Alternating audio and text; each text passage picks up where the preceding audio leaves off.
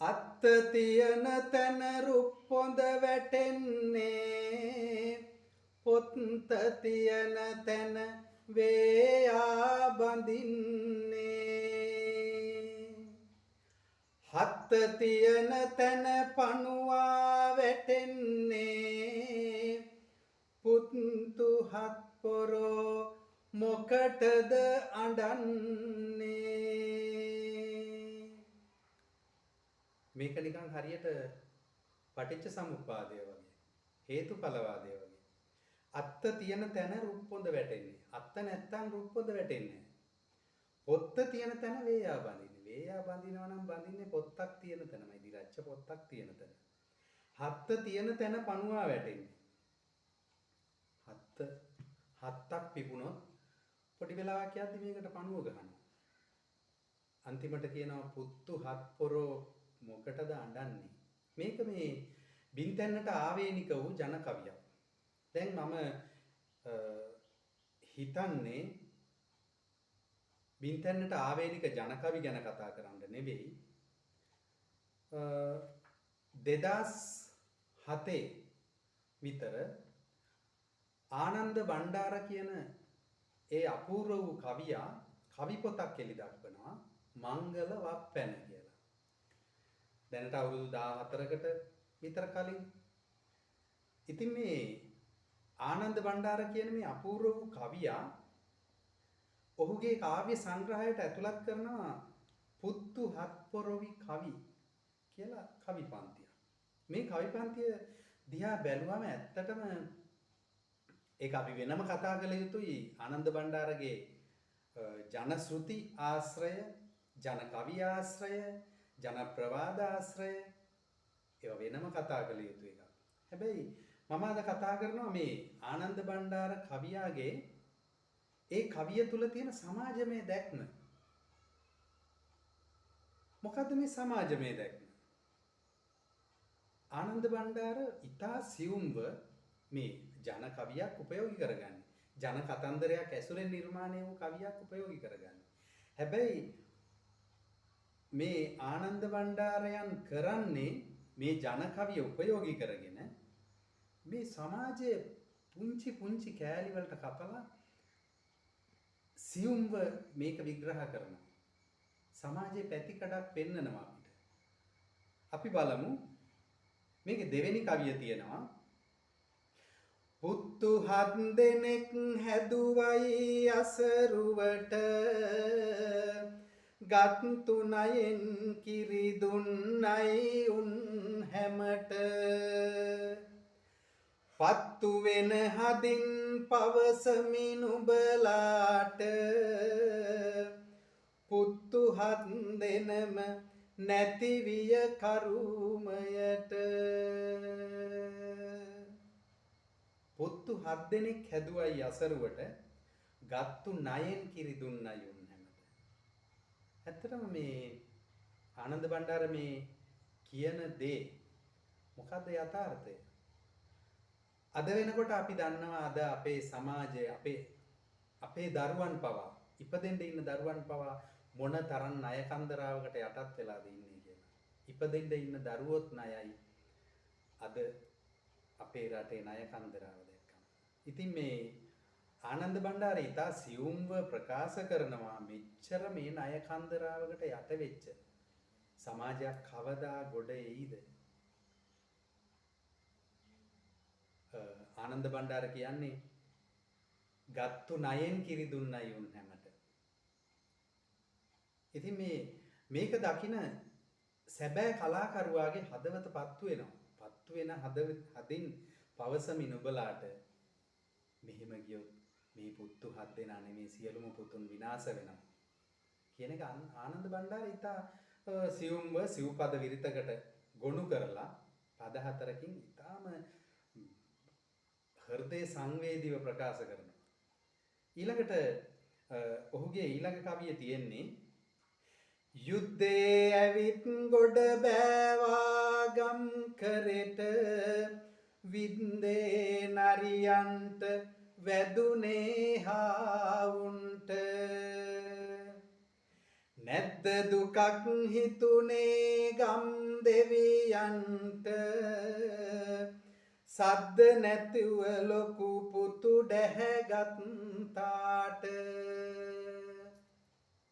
සාම්ප්‍රදායික ජනකතන්දරයේ තියෙන්නේ පුත්තු 7 දෙනෙක් යනවා කැලෑවට ගහක් කපන්න. අවසානයේ ඒ ගහට යට වෙලා පුත්තු 7 දෙනාම නැති වෙනවා. දැන් මේ ආනන්ද බණ්ඩාර කියන්නේ වෙන කතන්දරයක් නේ. යුද්ධය ඇවිත් ගොඩ බෑවා ගම් කරේට. විද්දේ නරියන්ට වැදුනේ හාවුන්ට. අපි දන්නවා දැනට දශකයකට විතර එහා පැත්තේ දී ලංකාවේ තිබුණා මහා යුද්ධයක්. ඇත්තටම මේ යුද්ධය සියුම්ව විග්‍රහ කරගත්තොත් යුද්ධය කියන්නේ මේ අපේ සමාජයට අපිට හෝ එහෙම නැත්නම් උතුරේ හිටපු ඒ සාමාන්‍ය ජනයාගේ අවශ්‍යතාවය මත පැන නැගුණු යුද්ධයක් නෙවෙයි. ඒ කියන්නේ මේක අපේ යුද්ධයක් නෙවෙයි. මට මතක් වෙනවා ප්‍රේමසිරි කේමදාසයන් ප්‍රකාශ කරනවා උන්ගේ යුද්ධය උන්ගේ සාමය කියලා. යුද්ධෙත් උන්ගේ සාමයත් උන්ගේ කියලා. මේක අපේ යුද්ධයක් නෙවෙයි. හැබැයි මේක ආනන්ද බණ්ඩාර ප්‍රකාශ කරන්නේ කොහොමද? යුද්ධේ ඇවිත් ගොඩ බෑවා ගම් කරේට. යුද්ධේ අපි නිෂ්පාදනය කරපු එකක් නෙවෙයි. යුද්ධේ ආනයනය කරා ගොඩ බෑවා. ඒක ගමටත් ගෙනාවා. අවසානයේ මොකද්ද උනේ? ඒ දවස්වල ඔය ඈත වනගත ප්‍රදේශවල ගම්බද ප්‍රදේශවල ඈත කැලෑ ගම්වලට පවා දවසකට මිනිහක් දෙකක් එනවා. ගමේ කොල්ල යුද්ධෙට ගියා. යුද්ධෙන් මැරුණා. මිනි පෙට්ටියෙන් තමයි ගමට ආවේ. මේ කතන්දරේ ආනන්ද බණ්ඩාර හරි සංවේදීව ප්‍රකාශ කරනවා. විද්දේ නරියන්ට වැදුනේ හාවුන්ට. නරියන්ගේ යුද්ධයෙන් මිය ගියේ හා පැටව. මේක මොනතරම් සංවේදී විදියට සංවේගාත්මකව ප්‍රකාශ කරනවද කියන එක අපිට පේනවා. ඊළඟ කවියේ ආනන්ද බණ්ඩාරයන් කියනවා නිදි වැරුවේ ගුටි කෑවේ නැගිටින්ද ගල මුදුනේ ලිඳ කැපුවේ පැන් බොන්ට මඟ වැරදුනි තටු ගිලිහුනි සියොතුන්ට මද්දුම පුතා මග දැවුනේ බුදු වෙන්ට. මේත් අපේ සමාජයේ තිබුණ එක්තරා අතිශය සංවේදී වූ ඛේදනීය තත්ත්වයක්. අපිට මතකයි එක්තරා යුගයකදී මහා පාරට බහිනකොට මහා පාරයිනේ ටයර් සෑයවල් උඩ කී දෙනෙක් දැවි ගියාද පිච්චී ගියාද? අපේ රටේ සංවර්ධනයට උර දෙන්න හිටපු ඒ තරුණ පරම්පරාවේ කී දෙනෙක් මිය ගියාද? ඉතින් මේ ආනන්ද බණ්ඩාරයන් කියනවා නිදි වැරුවේ ගුටි කෑවේ නැගිටින්ද. මේ සමාජය පරිහානියටපත් වෙනකොට එක පැත්තකින් අපිව අපේ සමාජය පීඩණයට ලක් වෙනකොට පීඩිතයා හැම වෙලාවෙම නැගී සිටින්න උත්සාහ කරනවා. ඉතින් මේ නැගී සිටින්න උත්සාහ කිරීමේ වරද මොකක්ද කියන එක සියුම්ව ප්‍රකාශ කරනවා මේ කවිය. හැබැයි ගල මුදුනේ ලිඳ කැපුවේ පැන් බොන්ට. ගල මුදුනේ ලිඳ කැපුවට කවදා පැන් බොන්ට ලැබෙයිද අපිට? ඉතින් මඟ වැරදුනි තටු ගිලිහිනි සියොතුන්ට. ඒ කුරුළු පැටව් වගේ හිටපු ඒ තරුණ පරම්පරාව මඟ වැරදුනා. මද්දුම පුතා මඟ දැවුනේ බුදු වෙන්න. ඔන්න දැන් මේ අද සමාජයේ නූතන සමාජයේ මේ පුත්තු හත්පොරව මිය යන විදිහ අපි ඉතා සියුම්ව කල්පනා කළ යුතුයි කියලා මට හිතෙනවා. මෙවැනි මේ මිය යාම සාධාරණද?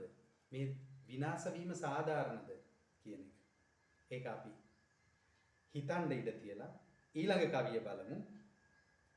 අහස ඉරිතලා වැසි වැටුනේ නැතිවා පොළොව ඉරිතලා බොල් අස්වනු නෙළුවා කුඹුරයිකි ගසා උගසට සින්නවුවා කීඩෑවෝ ගසා තුන්වෙනියා මැරුවා. දැන් මොකක්ද වෙන්නේ? මේ මිල ක්‍රමය මත පදනම් වූ ආර්ථිකයකට හැඩගැහුණු අපි වර්තමානයේ අපි මහලුකුවට කියනවා මඩ සෝදාගත් කල ගොවියා රජකමටත් සුදුසුයි කියලා. හැබැයි නූතනය වෙනකොට මේක කොච්චර සාධාරණද? ගොවියාට අද වෙනකොට මේ සමාජයේ ගොවියා නෙමෙයි රජකමට සුදුසු. ගොවියාගේ ඒ නිෂ්පාදනය තුට්ටු දෙකට ගන්න මුදලාලි තමයි අද රජකමට සුදුසු වෙලා තියෙන්නේ. ඉතින් මේක මේ ආනන්ද බණ්ඩාරයන් ඉතා සිවුම්ව ප්‍රකාශ කරනවා. අහස ඉරිතලා වැසි එක පැත්තකින් වැස්ස නැහැ. අනිත් පැත්තෙන් අපේ දියවුල්පත් හිඳිලා කැලෑ විනාශ වෙලා. බහුජාතික සමාගම් විසින් ආනයනය කරන ලද ලෙඩ රෝග මේ කුඹුරු වලට තියෙනවා. ගොවිතැනට තියෙනවා. අපි දන්නවා බඩිරි වගාවට මේ මෑතක තිබුණා සේනාදලඟුව. ඒ වගේම කීඩෑවා විවිධ ලෙඩ රෝග.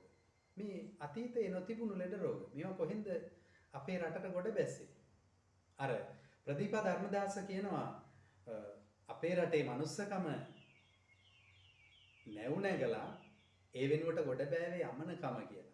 මම හිතන්නේ මේ අපේ අමනකමේ මේ රටට ගොඩ බාපු අමනකමේ අවශේෂයන් අමනකමේ දායාදයන් තමයි මේ අපිට උරුම වෙලා තියෙන්නේ. අපේ ගොවියට උරුම වෙලා තියෙන්නේ. ඉතින් අපි කොහොමද කියන්නේ රටේ ගොවියා මඩ සෝදාගත් කාල රජකමට සුදුසුයි කියලා. ගොවියා අද වෙනකොට පොඩ්ඩක් සමාජය දිහාට හැරිලා බැලුවොත් අපිට ඒ යථාර්ථය පේනවා. ආනන්ද බණ්ඩාර දැනට අවුරුදු 14කට කලින් මේ කතාව ප්‍රකාශ කරනවා. ඉතා කලාත්මකව ඉතා සියුම්ව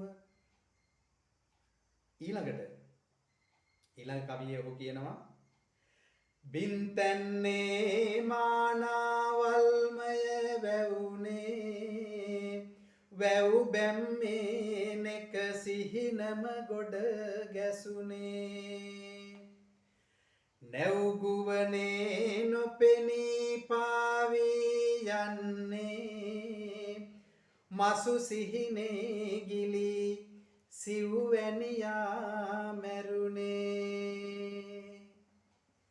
හතරවෙනි මරණය. බින්තන්නේ මානාවල්මයම වැවුනේ. අපි ජීවත් වෙච්ච සමාජය, අපේ ජාත භූමිය යට කරගෙන මානාවල් වැවෙනකොට බහුජාතික සමාගම් වලින් මේක විනාශ කරලා දානකොට අපේ වැව් බැම්මේ ගොඩ ගැහුනේ සිහින විතරයි. ඉතින් මේ සිහින ගොඩ ගැහෙනකොට සිහින විතරයි. සිහිනයකින් කොහොමද මිනිහගේ බඩ පිරෙන්නේ? අපි දන්නවා අපිට හීනෙන් මොනතරම් කෑම ಜಾති ගෙනත් දුන්නත්, බීම ಜಾති ගෙනත් දුන්නත්, මොන සැප සම්පත් දුන්නත් ඒ නිින්දෙන් සිහිනමය නිින්දෙන් ඇහැරෙනකොට අපි ආයෙමත් කුසගින්නේ නම් මොකද්ද කරන්නේ? අපි මේ සිහින ගොඩේම වැටිලා ඉන්නවද? නෑ. අපේ પરම්පරාව, අපේ තරුණ પરම්පරාව හිතනවා මීට වඩා වෙනත් ලෝකයක් ඇති. ඒ අනුව තමයි තරුණ પરම්පරාව පහුගිය කාලේ නීත්‍යානුකූල විදිහට හෝ නීත්‍යානුකූල නොවන විදිහට මේ රටින් පණින්න ලෑස්ති වුණේ. අපි දන්නවා දවසකට ප්‍රවෘත්ති වලින් අපිට එනවා බොහෝ දෙනෙක් අත්අඩංගුවට පත් වෙලා තියෙන මුහුදේදී ඕස්ට්‍රේලියාවට පණින්න ගිහිල්ලා නැත්තම් නවසීලන්තයට පණින්න ගිහිල්ලා වෙනත් රටකට යන්න ගිහිල්ලා. මොකද අපේ සමාජයේ විනාශ වීම දරා ගන්න බැරුව මෙහිම පණින්න ගිහිල්ලා තමයි සිව්වැනියා මැරුණේ. මසු සිහිනේ ගිලී සිව්වැනියා මැරුණේ කියලා ආනන්ද බණ්ඩාර ප්‍රකාශ කරනවා. ඊළඟට වතුර නැතිව රට ගිනිලා වැදිච්චි වපුල බව භෝග කුරහන් මැරිච්චි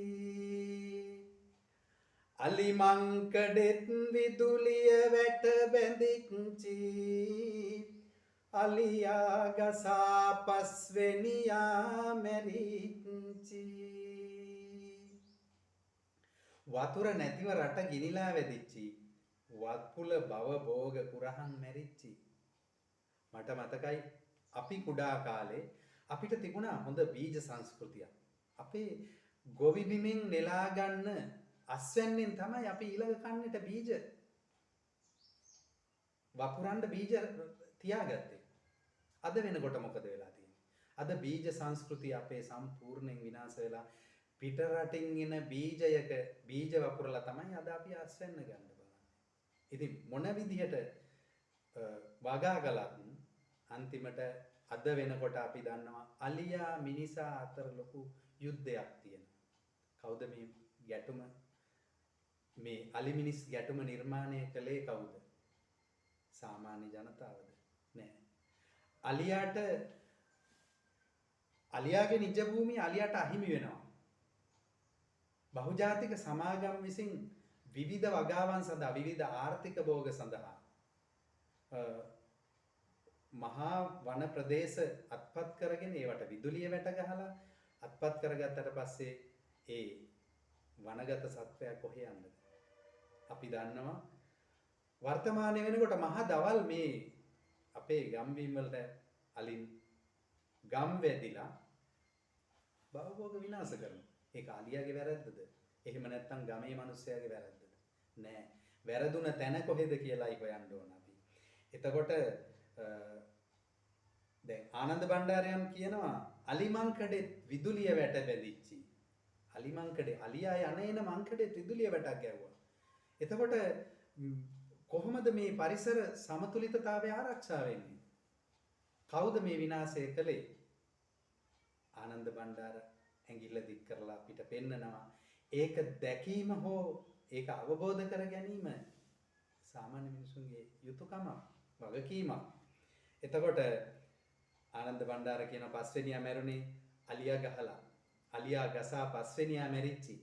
ඊළඟ කවිය කුලප්පු ගත කිසි වැඩකට නැතිව ගියා මුසුප්පු සිත විසදුම විත් අරන් ගියා විසප්පුවක් මය හදවතේ මැදම තියා කසිප්පු බී බාල එකා මැරී ගියා. අද වෙනකොට අපේ සමාජයට තියෙන ප්‍රබලම උවදුර මේක ලොකු කුඩා බාල මහලු සියලුම ස්තරයන් යට කරගෙන ගිහිල්ලා ඉවරයි. අද වෙනකොට විවිධ අය විවිධ ප්‍රකාශයන් කරනවා අපි මේ රටේ මත්ද්‍රව්‍ය සම්පූර්ණයෙන් තුරන් කරනවා කියලා අපිට ලොකු සිහිනයක් පෙන්නනවා. සිහින ලෝකයක් පෙන්නනවා. නමුත් ආවට පස්සේ ඒගොල්ලෝ සිහින ලෝකයක් පෙන්නලා වේදිකාවට නැග්ගට පස්සේ මේක සිද්ධ වෙනවද කියන එක ප්‍රශ්නයක් තියෙනවා. ගැටලුවක් තියෙනවා. අද වෙනකොට පාසල් පද්ධතිය යට කරගෙන මත්ද්‍රව්‍ය ගිහිල්ලා ඉවරයි. මේක රහසක් නෙවෙයි. අපි විවිධ ප්‍රවෘත්ති වලින් අපි දකිනවා අවුරුදු 4 පුංචි ළමයෙකුට මේ තරුණයින් විසින් අරක්කු පොවන රටක්.